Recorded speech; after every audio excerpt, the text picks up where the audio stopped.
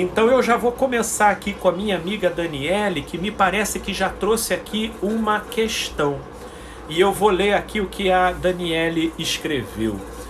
Já que falou na questão do pai, essa personalidade é mais comum em mulher ou homem? Tem mais a ver com o papel que o indivíduo exerce na sociedade, como no caso da mãe? Ah, eu não diria isso, minha amiga, até porque... Vamos lá. Até deixa eu tentar capturar aqui o X da sua questão. Eu creio que eu entendi, mas eu tive agora a ligeira impressão de que pode me estar escapando. Já que falou na questão do pai, essa personalidade é mais comum em mulher ou homem? Tem mais a ver com o papel que o indivíduo exerce na sociedade, como no caso da mãe?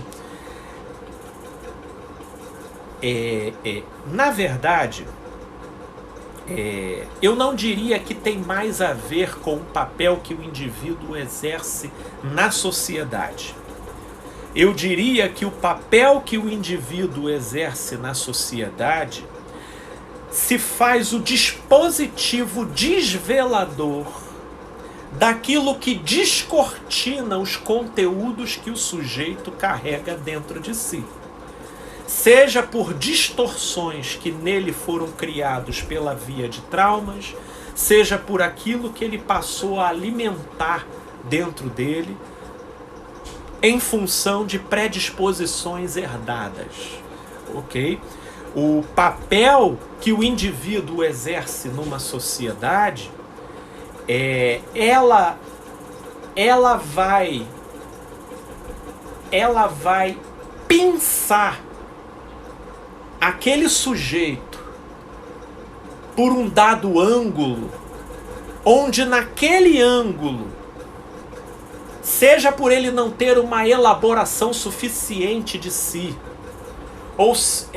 ou seja porque pela via daquele ângulo habitam aspectos adormecidos dos quais o sujeito não havia tomado consciência, aquele papel específico ele pode dar conta de deflagrar potenciais existentes na personalidade e que então passam a revelar uma versão desconhecida, até mesmo para o próprio sujeito. Porque a grande verdade é que, a propósito da sua questão, Daniele, todos nós, independente do papel que nós exercemos na sociedade, todos nós possuímos a propensão ao narcisismo. Como foi dito na semana passada, existe uma certa dose, vamos dizer assim, do narcisismo que se faz necessária para a coesão do eu.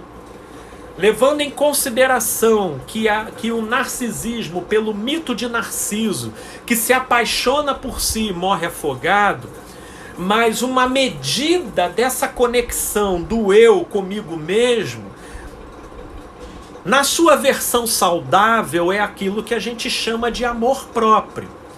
Mas quando o amor próprio entra numa exacerbação da autorreferência, então nós já temos um adoecimento desse traço, que segue na direção de um narcisismo, que, em outras palavras, tem os seus derivados na forma de egoísmo, que é o eu como a referência absoluta de todas as coisas. O certo só é certo porque eu aprovo. O errado só é errado quando eu acho. E as coisas vão ficando meticulosamente tão medidas e arbitradas pelo capricho das próprias sensações do narcisista, que é um verdadeiro labirinto existencial lidar com esse tipo de pessoa, principalmente quando se depende dela. Portanto, eu não atribuiria, né? Ficaria difícil, Daniele, realmente apontar aquilo que poderíamos dizer ser mais comum isso se manifestar aqui e acolá. Até porque, por exemplo, você pode encontrar mães altamente narcisistas na relação com seus filhos e tremendamente piedosas na igreja. Você pode encontrar chefes altamente narcisistas no trabalho e subservientes em casa. É interessante como... É por isso que, na verdade, isso não tem a ver com o... Bem, em certo sentido, até teria a ver com o papel que é exercido. Mas não que o papel tenha um poder em si de despertar aquilo que não existia no sujeito. Aquele papel, no modo como ele enquadra o sujeito, ele desperta no sujeito elementos pela via de associação ou de conjugação com que o sujeito já carregava em si, seja pelo que ele herdou, ou seja pelo que ele viveu e nele se traumatizou, e dali em diante deflagra nele uma versão que até mesmo ele desconhece, ele desconhecia. E o narcisismo, né, como é uma doença da exacerbação do eu, é muito difícil de um narcisista se reconhecer como deficiente. Porque isso, o narcisismo empodera o eu. Né? O narcisismo, ele empodera o eu. E o eu empoderado, mesmo que ele vá destruindo uma série de relacionamentos, mesmo que ele receba uma série de feedbacks negativos, ele tem uma concentração tão grande de autorreferência sobre si mesmo, que no final das contas o mundo está errado e ele está certo. Por isso que